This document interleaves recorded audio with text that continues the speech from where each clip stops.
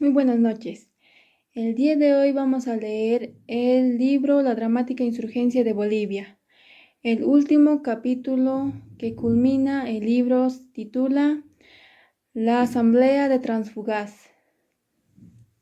Finalizando el capítulo, nos da a conocer que la ley electoral formaba parte del decreto del 9 de febrero de 1825. Misma que fue redactado por Sucre en una asamblea en la que se determinó el destino del Alto Perú. En sus inicios se contaba con 5 provincias actuales, entre ellos La Paz, Santa Cruz, Potosí, Chuquisaca y Cochabamba. Aquellos pertenecientes a cualquiera de estas ciudades debían elegir un diputado propio y dicho cargo requería de requisitos de cumplimiento.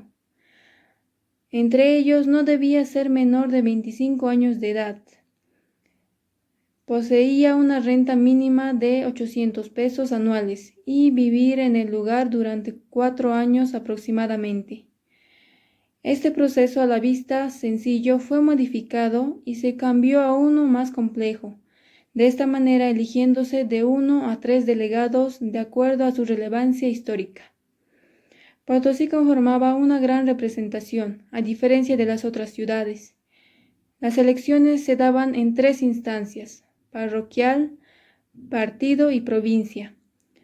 Se permitió al elemento Dos Caras participar y ser elegidos como diputados, en específico a Casimiro Lañeta y Mariano Calvimontes. Dadas las condiciones, la asamblea constantemente pospuesta en Oruro fue cambiada a Chuquisaca, punto de facción de Dos Caras. El hecho de que los 48 delegados hayan sido elegidos de estricto acuerdo con la ley, dadas las irregularidades, el mariscal realizó sus casi correctas elecciones. Escribió a los comandantes de las provincias para supervisar que la ley electoral fuese estrictamente obedecida, de modo que el pueblo no tenga queja alguna. El mariscal estaba en la creencia de que los delegados altoperuanos debían decidir el futuro del suelo que habitaban, sin consejo de extranjeros. Tras la larga espera, la asamblea fue abierta el 10 de julio en la ciudad de Chuquisaca, efectuadas en el Salón de los Estudios conocida como la Universidad San Francisco Javier. Años antes había venido el grito de la independencia. Nuevamente los salones de la universidad fueron espacio de utilidad para decidir el futuro de Charcas. 39 diputados estuvieron presentes en la inauguración de la asamblea. También estuvieron Dos Caras. De los 48 diputados, solamente 2 tenían la distinción de ser veteranos de la guerra: los intachables Miguel Lanza y José Miguel Vallivian, que fueron delegados por La Paz.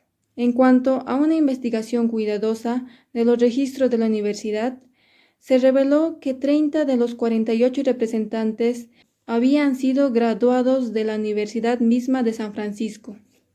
La influencia de la Universidad de San Francisco en el nacimiento de Bolivia era menos conocida, pero era indiscutible, indudablemente. Casimiro Lañeta, José Mariano Serrano y Manuel María Urcullo vinieron a ser los líderes de la asamblea. Se encontraba en perfecto orden cuando se había examinado las certificaciones de los delegados. Y como era de esperarse, los 39 delegados presentes fueron posesionados. Como se había anunciado, eligieron al famoso Dos Caras José Mariano Serrano como presidente de la asamblea.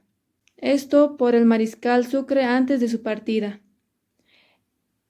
José María Mendizábal de La Paz fue designado vicepresidente.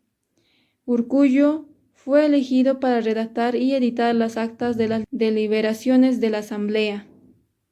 Aparentemente, ellos fueron seleccionados de antemano por la facción dominante Dos Caras. Serrano y Mendizábal prestaron juramento el uno con el otro. Fueron interrogados para jurar si profesaban la religión católica, si cumplirían sus deberes como diputados, y si guardarían el secreto cuando éste fuese ordenado por votación. Las palabras del presidente no tenían claro el futuro plan ni definía el propósito de la asamblea.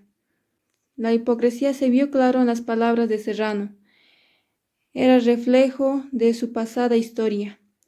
Después de concluir su discurso, el presidente declaró oficialmente inaugurada la asamblea. Muchos observadores curiosos y distinguidos ciudadanos de la capital tuvieron oportunidad de expresar a la asamblea y a su presidente sus mejores deseos de éxito, animando a todos los posesionados en dicha asamblea. Llegando a su fin, la asamblea sesionó para escuchar el discurso que el mariscal Sucre había dejado para ser leído, enfatizando que la asamblea había sido a causa de una necesidad debida a las circunstancias complicadas. Durante el corto tiempo de gobierno de Sucre, había sido incapaz de proveer cualquier servicio público en favor al pueblo, pero existían muchas posibilidades de construir escuelas y colegios y esperaba que el nuevo gobierno sacara provecho de ello. Casimiro es hoy reconocido como el más grande orador que jamás haya producido Bolivia. Toda palabra suya fue completamente espontánea durante su discurso en la asamblea. Pidió a los diputados revestirse de gran fuerza moral a fin de hacer frente a la pesada tarea que confrontaban. El día inaugural había concluido.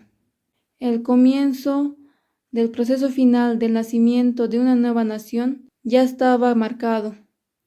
Los miembros de la audiencia estuvieron conscientes de la importancia de este gran momento, pero a excepción de uno o dos que habían venido a la sala de la asamblea solo para debatir su propio futuro personal, respaldando sus propias ambiciones, dejando de lado y excluyendo el bienestar de Charcas y su pueblo.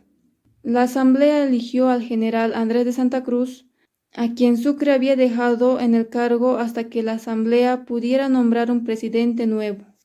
Por otro lado, en cuanto al problema de cómo proceder de manera apropiada en la discusión y elaboración del decreto crucial de la asamblea, estaba en juego el futuro de Charcas.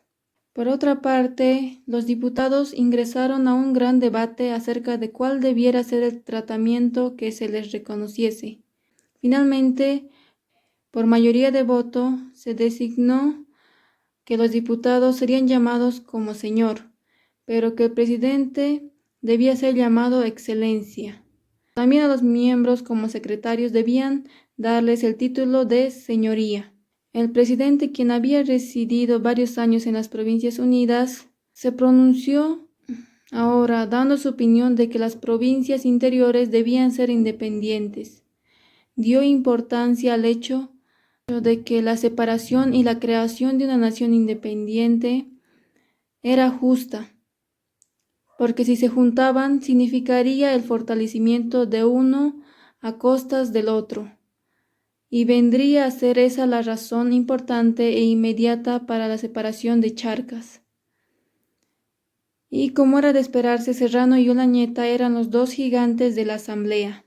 Por su parte, el joven dijo que Charcas no solamente tenía la riqueza económica necesaria para hacer con éxito un nuevo país, sino que también la ambición personal era el motivo que lo guiaba a su lucha por la separación desde 1823 a Casimiro. Para Olañeta no había otra solución permisible que la separación. Casimiro había insistido plenamente que la única solución aceptable era la separación de la nación. Serrano procedió a debatir cada una de estas objeciones. Concluyó su largo discurso pidiendo a los delegados comprender que la independencia del Alto Perú era la más fácil solución. Olañeta y Serrano estaban deseando provocar muchos más días de debate antes del voto final. El vicepresidente pensaba que por comparación de la renta con los gastos sería posible encontrar si las provincias poseían los necesarios recursos económicos para llevar a cabo y ser una nación en crecimiento.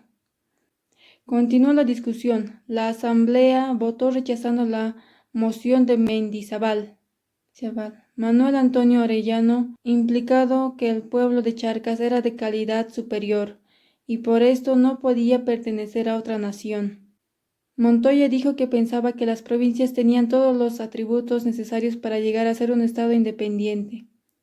Si Charcas se uniría con las provincias unidas, en cualquier momento sufrirían constante temor de un ataque por uno de sus vecinos. El único camino para evitar este dilema era no reunirse a ninguno de ellos. San Ginés, por su parte, pensaba que el Alto Perú poseía una suficiente cantidad de todos los elementos, animales, vegetales y minerales, para ser una nación independiente. Después de esto, el presidente continuó demoliendo todas las objeciones que habían sido hechas contra la separación duramente los muchos días de discusión. La comisión redactaba la Declaración de Independencia. La comisión terminó de redactar la Declaración de la Independencia el 3 de agosto de 1825, pero fue nuevamente pospuesto debido a la ausencia de los diputados. El 6 de agosto los delegados se reunieron para el gran momento a fin de votar y proclamar la independencia de Charcas de cualquier jurisdicción y su nacimiento como una nación soberana. Uno por uno, cada uno de los 47 delegados anunció su voto de no, debido al anuncio de la cuestión de unirse a las Provincias Unidas. La segunda preposición a ser votada sobre si las provincias se unirían a la República del Bajo Perú. Nuevamente el fuerte sonido de no hizo eco en la sala, a excepción de 2 voces claras.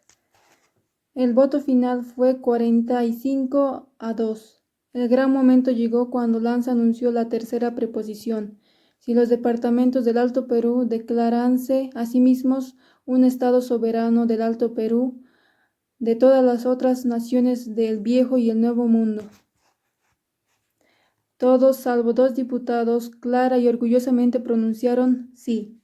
Las provincias del Alto Perú, firmes y unánimes, expresaron su voluntad irrevocable de ser gobernadas por sí mismas y ser regidas por la Constitución, leyes y autoridades que ellas propias se diesen y creyesen más contundentes a la futura felicidad en clase de nación.